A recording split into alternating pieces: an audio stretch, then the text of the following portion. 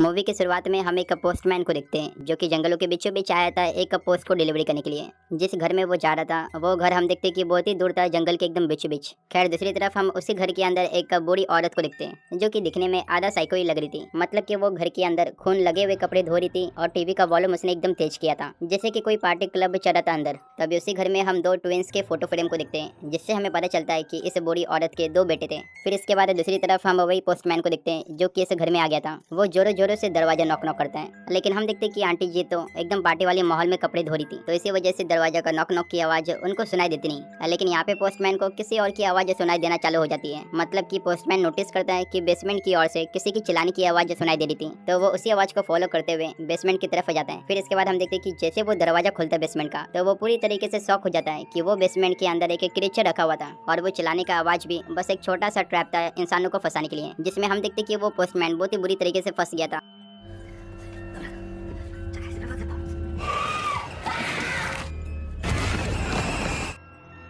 वो क्रिएचर उसे घसीटते हुए बेसमेंट के अंदर ले जाते हैं, लेकिन आखिर वो क्रिएचर कौन था और वो बुढ़िया खून वाले कपड़े किसके धो रही थी, ये सभी सवाल का जवाब हमें थोड़ी देर में पता चलेगा। खैर इसके बाद हम देखते हैं कि मूवी का सीन पूरे 30 साल आगे बढ़ता है, जहाँ पे हमें पता चलता है कि अब इस जंगल को एक कैंपस एरिया बना दिया गया है। मतलब कि ये कैंपस में वो लोगों को लाया जाता था जो कि फोन एडिक्शन हो चुके थे। उनके हाथों में उन्हें 24 घंटे फोन चाहिए, 1 मिनट भी वो फोन से दूर नहीं होते थे। तो वैसे लोगों को यहाँ पे लाया जाता था ताकि जो उनका एडिक्शन है वो पूरी तरीके से खत्म हो पाए। क्या मतलब ये सब मेरे सब्सक्राइबर लोग की बात हो रही है? कोई बात नहीं, ये एडिक्शन हम सभी का है। तो चलो देखते हैं अभी आगे चल के ये लोग के साथ होता है क्या। खैर मूवी के सीन में वापस आते हमें पता चलता है कि इस बार इस कैंपस में टोटल 50 स्टूडेंट को लाया गया था और ये सभी के सभी नशेड़ी थे फोन के। उनको 1 मिनट भी फोन से दूर रहना पसंद नहीं था। यहाँ पे वो सबसे पहले एक मूंछ वाले इंसान से मिलते हैं जो कि इस कैंपस का मैनेजर है। वो ये लोग का स्वागत करता है और कहता है ये लोग से कि तुम्हें पता है तुम लोग यहाँ पर क्यों आए हो। ये कैसे बकवास सवाल था, पता ही होगा ना भाई। खैर कोई ना, जिसके रिप्लाई में हम देखते हैं कि कोई भी रिप्लाई देता नहीं। फिर वो तुरंत अपनी बेइज्जती को कवर करते हुए कहता है कि तुम लोग यहाँ पे पूरी तरीके से फोन एडिक्शन से मुक्त हो जाओगे। तुम्हें लगता होगा कि तुम्हारी पूरी दुनिया फोन के अंदर होती है, लेकिन आज तुम्हें पता चलेगा कि फोन के अलावा तुम्हारे पास कितने ऑप्शन है देखने के लिए।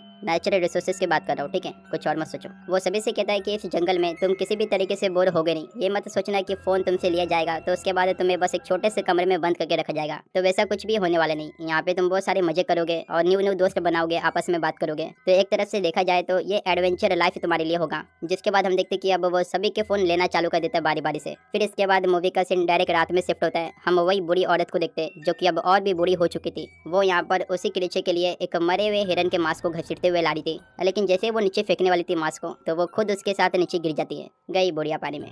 फिर इसके बाद क्या, हम देखते कि वो क्रीचर आता है और वो हिरन को छोड़ के सबसे पहले उसी बुढ़िया को खा लेता है। और अब जाके हम उसी क्रीचर को देखते हैं जो कि दिखने में काफी अजीब और डरावना दिख रहा था। यहाँ पर वो क्रीचर अब पूरी तरीके से आजाद हो चुका था। वो बेसमेंट के बाहर निकल के जंगल की तरफ बढ़ जाता है। फिर इसके बाद अगले सुबह हम देखते कि वो सभी ट्रैकिंग करने के लिए तैयार होना चालू हो जाते हैं। इसी बीच हम एक लड़की को देखते जिसका नाम था जोसिया। हम देखते कि जोसिया एक बहुत ही बड़ी इंट्रोवर्ट थी। उसके हाथ में चोट लगा हुआ था, लेकिन वो फिर भी कुछ किसी को बताई नहीं थी। वो अपने हाथ में एक रुमाल को बांध के काम चलाती है। तभी उसी जंगल में हम एक फादर को देखते हैं जो कि ये लोग से मिलने के लिए यहाँ पर आया था। वो सबसे पहले उन सभी के फोन में होली वाटर को छिड़कता है। उसका मानना ऐसा था कि जो फोन है वो नरक के दरवाजे के बराबर है। लोग इस फोन से काफी सारी बुरी चीजें सीख सकते हैं। वो सभी को वेल विशेष करता है क्योंकि आज से जो उनकी ट्रैकिंग थी वो चालू होने वाली थी। यहाँ पे टोटल 50 लोगों को टीम में डिवाइड कर दिया जाता है, जिसमें हम देखते हैं कि जोसिया का एक अलग टीम होता है और उसको लीड एक लेडी करती है जो कि यहाँ की प्रोफेसर थी। उनका ग्रुप जंगल की तरफ बढ़ना चालू कर देता है कैंपस के लिए। जंगल में जाते समय हम देखते हैं कि उस ग्रुप में से 2 लड़के का अचानक से फाइट हो जाता है। जैसे कि ये सभी स्ट्रेंजर थे एक दूसरे के लिए, तो वो लोग के लिए बॉन्डिंग बनाना काफी मुश्किल था। तो इसलिए हम देखते हैं कि एक छोटी सी बात को लेके वो दोनों का फाइट चालू हो जाता है, जिसमें से हम देखते हैं कि उनमें से एक मेंबर बहुत ही बुरी तरीके से घायल हो गया था। जोसिया वो इंसान की मदद करती है। तब इसी बीच हम देखते हैं कि जो उनकी लीडर थी उनको एक मरा हुआ हिरन दिखा देता है, लेकिन वो हिरन को देखने से ऐसा बिल्कुल भी नहीं लग रहा था कि वो किसी जानवर का शिकार हुआ है। उसको बहुत ही बुरी तरीके से मारा गया था, बीच में से फाड़कर। तभी अचानक से हम देखते हैं कि जोसिया के कान में किसी की आवाज आती है जंगल की ओर से। वो जैसे ही उस आवाज की तरफ देखती है, तभी अचानक से वो अपने सामने एक हाथ को देखती है जो कि पेड़ के पीछे से निकल रहा था। और दूसरी पल हम देखते हैं कि अचानक से वो हाथ गायब भी हो जाता है। फिर इसके बाद मूवी का सीन शिफ्ट होकर डायरेक्ट रात में आते हैं, जहाँ पे हम उनके लीडर को देखते हैं जो कि उनसे सवाल करना चालू कर देते हैं। वो पूछती है सभी स्टूडेंट्स से कि आखिर तुम लोगों के पेरेंट्स ने तुम्हें यहाँ पर क्यों भेजा है। जिसके रिप्लाई में हम देखते हैं कि उनमें से एक लड़का बताता है कि मेरे घर में मैं एक यूट्यूबर बनना चाहता था। मतलब कि मेरा ध्यान बिल्कुल भी पढ़ाई में लगता नहीं था। मैं हर स्कूल और ट्यूशन को स्किप करके अपने दोस्त के घर भाग जाता था बिना बताए। लेकिन एक दिन उनको सब कुछ पता चल गया। जिस फोन से मैं एडिटिंग करता था वो फोन भी उन्होंने जब्त कर लिया और फाइनली ऐसा पनिशमेंट मुझे ऐसे कैंप में भेज दिया किया गया। इसी बीच हम देखते कि वहाँ पर एक लोमड़ी आ जाता है जो कि ये लोग के कैंपस के आसपास घूम रहा था। उनकी लीडर तुरंत वो लोमड़ी को देख लेती है, जिसके बाद वो उस लोमड़ी को बड़े बहादुरी से मार के भगा देती है। फिर इसके बाद वो सभी को बताती है कि आधी रात में कहीं भी उठ के जाना मत, तुम्हारे टेंट जितने भी तुमने लगाए हैं उसी के अंदर रहना सुबह तक, जंगल में बिल्कुल भी अकेले जाने की कोशिश करना मत। और इतना बोल के हम देखते कि सब सोने के लिए चले जाते हैं। लेकिन यहाँ पर कुछ लोग ऐसे भी थे जिसे फोन के एडिक्शन के अलावा भी कुछ और एडिक्शन थे। मतलब कि वहाँ पे हम एक लड़के को देखते हैं जो कि स्मोकिंग करने के लिए कैंपस से दूर चले जाता है और वो कैंपस से दूर आके स्मोकिंग करना चालू कर देता है। तभी वहाँ पर हम जोसिया के दोस्त को भी देखते हैं जो कि उसी लड़के के साथ आके स्मोकिंग करना चालू कर देती है। वो दोनों भी बैठ के मस्त में आपस में बातें करते हैं और फिर उसके बाद हम देखते हैं कि जोसिया की दोस्त वहाँ से चली जाती है अपने टेंट में। उसके चले जाने के बाद हम देखते कि वो लड़के ने अपने फोन को सबमिट नहीं किया था। वो आधी रात में जंगल के बीचों बीच बैठ के अपने फोन को निकाल के यूज करना चालू कर देता है। तभी ऑन द स्पॉट हम देखते कि पीछे से किसी की चलने की आहट आती है। जैसे वो लड़का ऊपर की तरफ देखता है तभी अचानक से वही क्रिएचर उसके सामने आ जाता है जो कि जंगल में अब सरेआम घूम रहा था। यहाँ पे हम देखते कि वो क्रिएचर बहुत ही बुरी तरीके से वो लड़के को जान से मार देता है और इसी के साथ हम देखते कि अब यहाँ से मौत का खेल चालू हो गया था। मतलब कि 50 लोगों में से पहली मौत हो चुकी थी। अब देखने वाली बात है कि बाकी 49 लोग किस तरीके से यहाँ से निकले गए।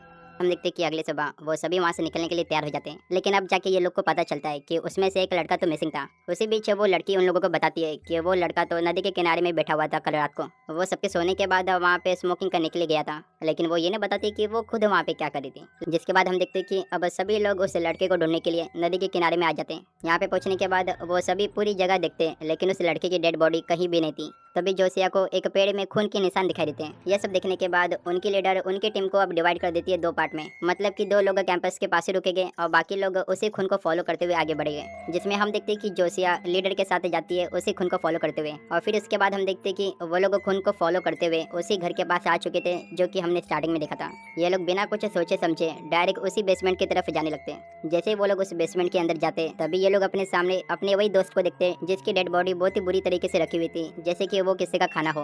तभी अचानक से हम देखते हैं कि ये तीनों को किसी के आने की आहट सुनाई देती है और ये आहट और किसी का नहीं बल्कि वही क्रिएचर का था जो कि अब वापस आ चुका था इस घर में। ये सुनते ही लीडर तुरंत वो बच्चे लोग को बाहर निकालने लगती है बेसमेंट की दूसरी तरफ से। वो कामयाब तो हो जाती है 2 बच्चे लोग को बाहर निकालने में, लेकिन जैसे वो खुद निकलने वाली थी तभी अचानक से वो क्रिएचर उसको घसीटते हुए पीछे की ओर खींच लेता है।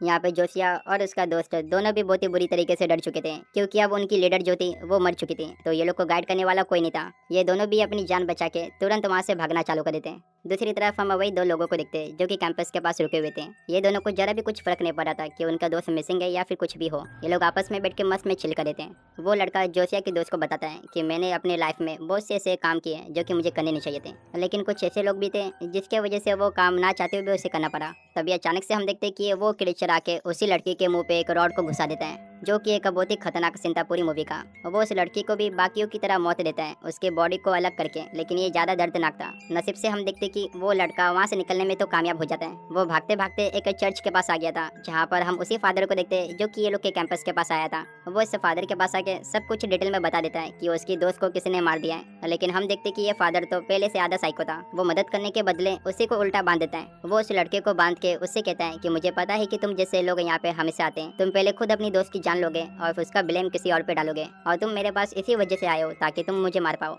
मुझे अच्छे से पता है कि तुम लोगों की सोच कैसी होती है। वो बेचारे भी गलती कर दिया था यहाँ पे आके, उसको क्या पता था कि ये फादर ही साइको था। तभी अचानक से फादर को किसी की चलने की आहट सुनाई देती है बाहर से, और ये सुनने के बाद वो लड़का तो समझ गया था कि अब इसकी मौत तो तय है। दूसरी तरफ हम देखते कि जैसे वो फादर वहाँ से निकलता है बाहर तो वो अपने सामने अपने ससुर को देख लेता है। वो क्रिएचर उसको देखते ही हवा में उठा लेता है और उसे बहुत ही बुरी तरीके से मारने लगता है, लेकिन इसकी मौत हम देखते कि बहुत ही अजीब तरीके से वो करता है। वहाँ पर एक मशीन रखा हुआ था तो वो क्रिएचर उसी फादर की बॉडी को जिंदा ही वो मशीन के अंदर डाल देता है, जिसकी वजह से हम देखते कि उसकी बॉडी छोटे छोटे पीस में कट के बाहर आती है। और ये सबसे खतरनाक मौत था पूरी मूवी का, जहाँ पर हम देखते कि फादर के चलाने की चिक भी सुनाई दे रही थी मशीन के अंदर से। दूसरी तरफ हम उसी लड़के को देखते हैं जो कि अपनी रस्सी खोलने में कामयाब तो हो गया था। वो वापस से अपनी जान बचाने की कोशिश करता है वहाँ पर एक बॉक्स में छुप के। दूसरी तरफ हम जोसिया और उसके दोस्त को देखते हैं जो कि भागते भागते एक इंसान के पास आ जाते हैं, और यहाँ पे आता है मूवी का सबसे बड़ा ट्विस्ट। मतलब कि ये इंसान और कोई नहीं बल्कि वही पोस्टमैन था जो कि हमने स्टार्टिंग में देखा था। हमें लगा था कि वो पोस्टमैन की मौत हो गई है, लेकिन वो अभी भी जिंदा था। फिर इसके बाद हम देखते कि अब जाके वो पोस्टमैन पूरा सच्चाई बताता है कि आखिर वो क्रिएचर है कौन। वो बताता है कि कई सालों पहले की ये बातें, यहाँ पर एक बुरी औरत रहती थी और वो दोनों भी बेटे काफी स्मार्ट और पढ़ाई में बहुत ही तेज थे। लेकिन एक दिन फिर अचानक से ऊपर से कोई मिट्टी टाइप का एक स्टोन उनके जंगल में गिरा और वो दोनों भी लड़के के तुरंत वो मिट्योर को देखने के लिए उसकी तरफ भागे। वहाँ पे पहुंचने के बाद वो लोग देखते कि उनके सामने एक ब्लैक कलर का स्टोन था। वो दोनों को भी वो ब्लैक स्टोन काफी पसंद आता है, तो इसलिए वो ब्लैक स्टोन को वो घर पे ही ला देते हैं बिना अपनी माँ को कुछ बताए। और फिर रात में सोते समय वो दोनों अपने बेड के नीचे वो स्टोन को रख के सो जाते हैं। जिसके बाद हम देखते कि आधी रात में वो स्टोन के अंदर से अचानक से एक ब्लैक कलर का लिक्विड बाहर निकलना चालू हो जाता है और वो लिक्विड डायरेक्ट वो दोनों बच्चे के बॉडी के अंदर चले जाते हैं। उनकी आंखें व्हाइट हो गई थी और उनका जो बॉडी था वो पूरी तरीके से चेंज हो रहा था। और इसी वजह से हम देखते कि वो दोनों भी बेटे अब एक क्रिएचर बन चुके थे। वो दोनों इतने खतरनाक बन चुके थे कि अब वो घर के ही कुत्ते को खा लिए थे। और फिर उसके बाद जब सुबह उसकी मॉम उठती है तो वो देखती कि दोनों भी बेटे बेसमेंट में अपने डॉग को खा रहे थे। फिर अचानक से जैसे वो दोनों क्रिएचर उसके ऊपर अटैक करने जाते हैं तो वो बेसमेंट का दरवाजा बरोबर सही समय पर बंद कर देती है। जिसके बाद हम देखते कि जैसे भी थी वो एक कमाती, तो इसलिए वो अपने बेटों का पेट भरने के लिए किसी न किसी का शिकार करके वो अपने बेटों का पेट भरती थी। और इसी के साथ हमें ये भी पता चल जाता है कि यहाँ पर एक क्रिएचर नहीं बल्कि दो क्रिएचर थे, लेकिन वो पोस्टमैन ने अपनी जान कैसे बचाई और अभी तक वो इस जंगल में जिंदा कैसे है, ये सब के बारे में हमें फिलहाल के लिए तो कुछ बताया नहीं जाता। खैर मूवी में वापस आते हैं, हम देखते कि जोसिया वो ओल्ड मैन से कहने लगती है कि हमें यहाँ से निकलना है। जिसके रिप्लाई में वो ओल्ड मैन कहता है कि यहाँ से निकलने का कुछ भी उपाय है नहीं, तुम जंगल के किसी भी कोने में चले जाओ, वो तुम्हें ढूंढ के मार ही देंगे। लेकिन जोसिया हार नहीं मानती है। उसे याद आता है कि हमारा एक दोस्त के पास मोबाइल था, मतलब कि वही लड़का जिसने फोन को सबमिट नहीं किया था, तो उसके बॉडी के पास हम जाके फोन को ले सकते थे और फिर उसी फोन का यूज करके हम यहाँ से मदद के लिए बुला सकते थे। लेकिन सबसे बड़ा खतरा ये था कि उस फोन के लिए ये दोनों को वापस से वही बेसमेंट में जाना पड़ेगा जहाँ से ये लोग ने भागा था। लेकिन हम देखते कि अब इनके पास कुछ दूसरा ऑप्शन तो बचा नहीं था, तो ये लोग ना चाहते हुए भी उसी बेसमेंट की तरफ वापस चले जाते हैं। उस घर के पास पहुंचने के बाद जोसिया सबसे पहले अपने दोस्त को बाहर ही खड़ा रखती है। वो कहती कि तुम बाहर ही रुको, मैं अंदर जाके फोन को लेती हूँ। वो जाते समय अपने दोस्त को सेफ्टी के लिए एक छोटा सा नाइफ भी दे देती है। फिर इसके बाद हम देखते हैं कि जोसिया तुरंत वही बेसमेंट में आके उसी डेड बॉडी के अंदर फोन को ढूंढना चालू कर देती है, जहाँ पे हम देखते हैं कि काफी कम समय में उसे वो फोन भी मिल जाता है। लेकिन जैसे फोन उसके हाथ में लगता है तभी अचानक से हम देखते हैं कि वो क्रिएचर को पता चल गया था कि यहाँ पे कोई आ चुका है। वो तुरंत जोसिया को पकड़ने के लिए आ जाता है। तभी इसी बीच हम देखते हैं कि वो क्रिएचर जोसिया को बिल्कुल भी हार्म करता नहीं, उल्टा वो उसकी बॉडी को स्मेल करना चालू कर देता है। यहाँ पर हम देखते हैं कि सब कुछ एकदम ठीक चल रहा था, लेकिन तभी गलत समय पर जोसिया का दोस्त आके वो मॉन्स्टर को पीछे से मार देता है, जिसकी वजह से हम देखते हैं कि अब वो क्रिएचर वायलेंट के मूड में आ जाता है। वो जोसिया को छोड़ के उसके दोस्त के ऊपर अटैक कर देता है और इसी बीच हम देखते हैं कि जोसिया को चोट लग जाता है और वो ऑन द स्पॉट बेहोश हो जाती है। तो फिर इसके बाद हम देखते हैं कि जोसिया को एक सपना आता है जहाँ पे वो अपने डैड को देखती है, जिनका एक बहुत ही बुरी तरीके से एक्सीडेंट हो चुका था। जोसिया जैसे तैसे वो एक्सीडेंट से तो बच जाती है, लेकिन वो देखते हैं कि उसके डैड पूरी तरीके से आग में घायल थे। वो अपने डैड को जलता हुआ अपनी आंखों के सामने देखती है और इससे हमें पता चलता है कि जोसिया के फैमिली का बैकग्राउंड क्या था। उसकी मॉम नहीं थी, ना ही उसके डैड थे। वो दोनों भी इस कैंपस में आने से पहले एक एक्सीडेंट में वो दोनों की मौत हो गई। फिर इसके बाद हम देखते हैं कि अचानक से जोसिया का नींद खुल जाता है और वो उठते ही देखते कि उसका दोस्त बहुत ही बुरी तरीके से घायल वहाँ पे पड़ा हुआ था।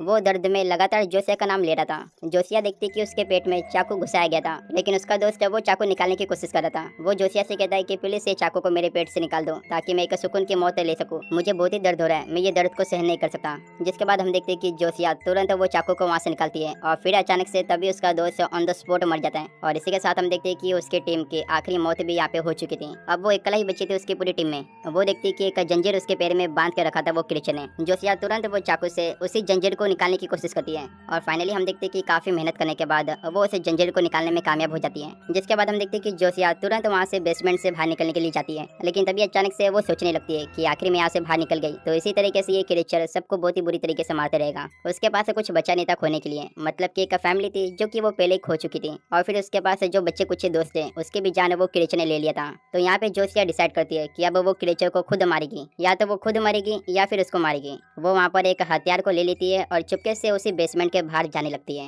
वो बेसमेंट के बाहर जैसे निकलती है तो हम देखते कि वो क्रिएचर बड़े सुकून से वहाँ पे सोया हुआ था और इसी चीज का फायदा उठाते हुए हम देखते कि जोसिया तुरंत वो हथियार से वो क्रिएचर के पेट में लगातार वार करना चालू कर देती है। जिसके बाद हम देखते कि फाइनली वो क्रिएचर की मौत हो जाती है जोसिया के हाथों से। लेकिन अभी हम देखते कि खतरा टला नहीं था, क्योंकि वहाँ पर दो क्रिएचर थे जिसमें से बस एक ही अभी तक मरा हुआ है और दूसरा वो किधर था वो किसी को पता नहीं। तभी दूसरी पल हम देखते कि वो ओल्ड मैन के घर के बाहर किसी के आने की आहट उसे सुनाई देती है और ये सुनते ही वो तुरंत अपने हाथ में गन उठा लेता है। वो बिना कुछ सोचे समझे डायरेक्ट फायरिंग चालू कर देता है दरवाजे की तरफ। जिसके बाद जब वो वहाँ पे चेक करने के लिए जाता है तो वो देखता है कि ये तो जोसिया का वही दोस्त था जो कि चर्च में छुपा हुआ था एक बॉक्स के अंदर। वो अपनी जान बचा के जैसे तैसे तो यहाँ पे आ गया था, लेकिन उसकी मौत इसी ओल्ड मैन के हाथों लिखी हुई थी। यहाँ पे हम दूसरी तरफ जोसिया को देखते हैं जिसकी नसीब तो बहुत ही अच्छी थी। वो पूरी जंगल में एक पुलिस के वैन को ढूंढ लेती है और उसके पास पहुंचने के बाद वो तुरंत सब कुछ सच बता देती है कि इस जंगल में दो क्रिएचर है जो कि सरेआम घूम रहे हैं, प्लीज मुझे यहाँ से निकाल के मेरे कैंपस तक पहुँचा दो। पुलिस वाले भी इसकी बातें सुन के उसको सीरियस लेता है, क्योंकि तब उसका जो कंडीशन था जोशिया का वो काफी सीरियस था। तो इसलिए वो जरा भी लापरवाही नहीं करता, वो तुरंत जोशिया को बैठा के वहाँ से निकलना चालू कर देता है। लेकिन जाते समय अचानक से वो पुलिसमैन अपनी गाड़ी के सामने एक मरे हुए इंसान को दिखता है। मतलब कि ये वही क्रेचर का दूसरा भाई था जो कि बस एक्टिंग कर रहा था मरने का। जोशिया चिल्ला चिल्ला के वो पुलिसमैन को समझा रही थी कि उसके पास मत जाओ, वो बस मरने की एक्टिंग कर रहा है, वो एक क्रेचर है जो कि तुम्हें बहुत ही बुरी तरीके से मार देगा। लेकिन वो पुलिसमैन जरा भी सुनता नहीं जोशिया का। वो बड़े बहादुरी से उसकी मदद करने के लिए उसके पास बढ़ता है, और जब वो उसके सामने चले जाते हैं तभी अचानक से हम देखते हैं कि जोशिया बिल्कुल सही थी।